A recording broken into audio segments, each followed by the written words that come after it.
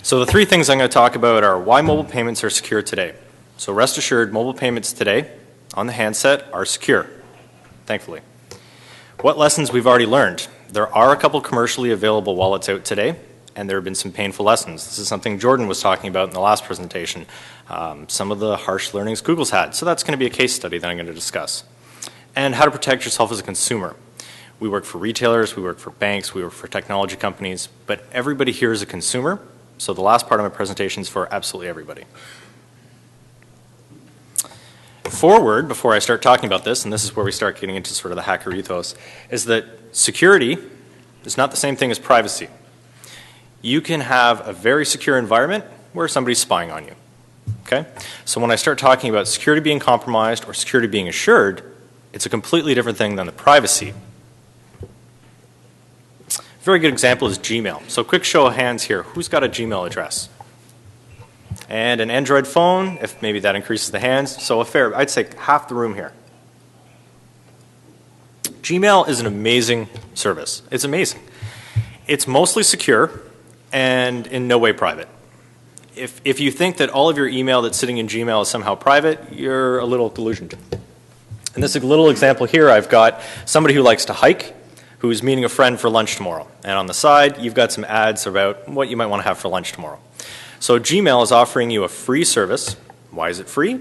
Because they're spying on you to market to you. From a marketing perspective, they can target the ads a lot more accurately. So this forward sort of serves as a warning, and it's really, really relevant to a lot of the things that I'll be talking about in regards to Android, security, and privacy. So don't worry, Gmail's secure, just not so private. So on to the happy news, why mobile payments are secure. And they are. So the mobile channel is part of the definition of my talk. What is the mobile channel? It's any time a payment credential is in transit or at rest. And so when you buy your phone or you get your new NFC-enabled phone, there's no payment information on it. There's no payment credential. There's no credit card or debit card on it. It has to get there somehow. So over the air, this is something we heard from Endstream, this is something we heard from Rogers. This is the technology used to get your payment credentials down to the phone. This is the material that I work with every day at G&D. It's called Trusted Service Management and Over-the-Air Provisioning Services. User input. How does the phone know it's your credential? At some point, you're going to have to, or you could register, and you may enter your credit card information, or you may register, or you, the user, may be sitting there entering something into your phone. And I hate to say it, but security is always as good as the weakest link, and it's always the person. It's always the human. The end user that's sitting there with the phone is part of the mobile channel and is susceptible to attack. You from the banks and you as consumers, you've seen phishing email warnings. You've seen fraud alerts. You've seen all these issues with online banking and spear phishing attacks and stuff like that. So the end user is a target. I'll go into these in detail. For the retailers in the room, you're very familiar with the attacks on the point of sale terminals. You're sitting there and the point of sales are a little bit of a liability. We've seen an awful lot of magstripe skimming and phishing and stuff like that off compromised terminals. This has happened with Interac. This has happened with credit cards in the past. And so we need to be aware that this threat exists with mobile payment. It's somewhat mitigated by the fact that we're now talking EMV and a lot of added security. So it's far better than it was in the days of magstripe. But this is a threat. Is not going away. Not at all. Lastly, data at rest. Those other three things are a point of time when your payment credential goes from one point to another and is susceptible to attack or interception. But when your payment credential is sitting there on your phone, it's a connected device and it's sitting there susceptible to attack. Now, thankfully, we've put the credit card in a secure way, and I'll talk about that. But I think this, of all the four mobile channels, is definitely the one that's going to have the most threat, the most risk, and the one that we need to think about the hardest. Your payment details are sitting there on your phone that's connected 24 hours a day to the internet for the most part, because we're talking about smartphones here. Now think about that in contrast to your wallet. When you put your wallet at home, you put it on your dresser, you put it wherever at home, it's not connected anymore. It's mostly safe. So we will talk about data at rest in the handset. These are the major threats that you're going to face in the mobile channels. I've got Anonymous listed over there. They took issue, them and a couple other groups took issue with Sony last year, made an absolute mess of that company. You saw about 10,000 people laid off and $6 billion in losses. So if they take issue with a bank and decide to make an example of you, you will be under intense scrutiny. Okay? You will be a target. So if you're a payment scheme, a MasterCard and a Visa, they've had a little bit of trouble with Anonymous as well. You've got these organized groups that for whatever political reason, mostly for their own notoriety and egos, will push and test your security. So if you want to do mobile payments, take it seriously. Don't go halfway and do it right. Okay? You've got end user input. Anybody here who's done mobile banking, like I said before, you've got the email warnings, you've got phishing attacks, you've got all sorts of issues surrounding mobile banking. This will continue with user input. I got a couple slides on that as well. The merchants, in the same way that you've been under attack at your point of sale in the past, you will continue to. There's also electronic pickpocketing, which I'll speak about a little.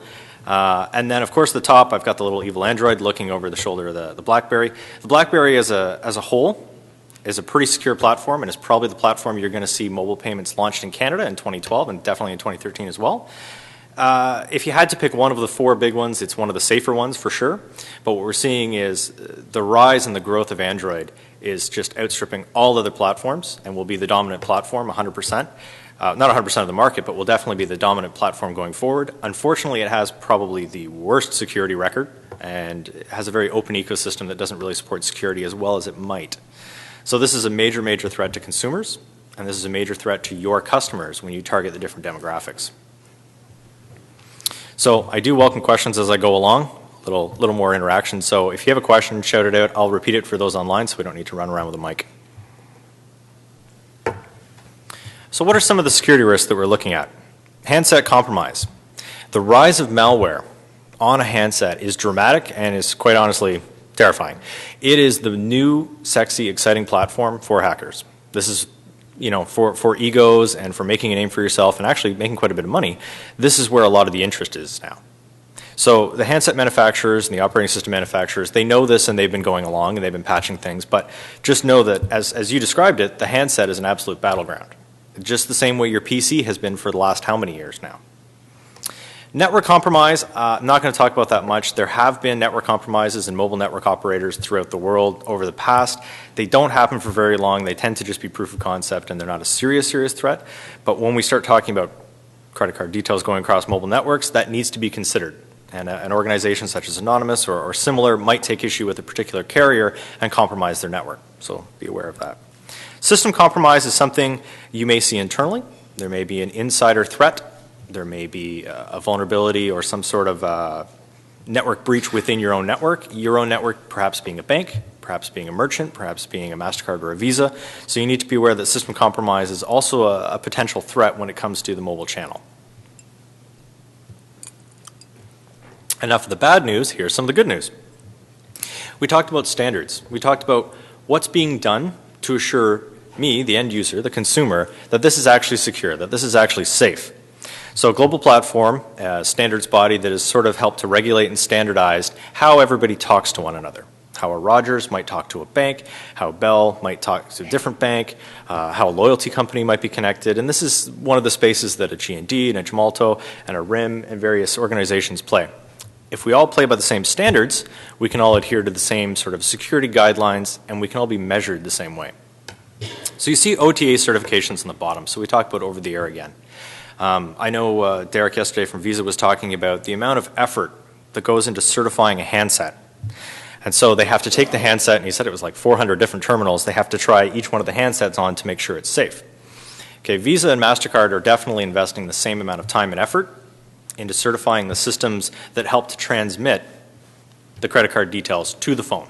From the banks to the phone. They're taking the same amount of care and effort to certify that. And they're very stringent, and there are very few organizations that have sort of managed to put enough effort in to satisfy the requirements of MasterCard and Visa to become trusted service managers. And it's not something that anybody can just jump in and try. So the root of your question was, who's responsible for keeping us safe? The end user. Who's actually looking out for things? There's no one organization that can look out for the entire thing, but a payment credit, like a credit card is not launched into the market until MasterCard and Visa say it can. An issuer is looking at it saying, I want to launch this product. There is rigorous testing that needs to go on for that product before it hits the market. In the same way, we're not sending out MasterCard and Visa and Interac credentials out onto people's mobile phones without their say. So they have a vested interest in making sure that everything is done securely and properly.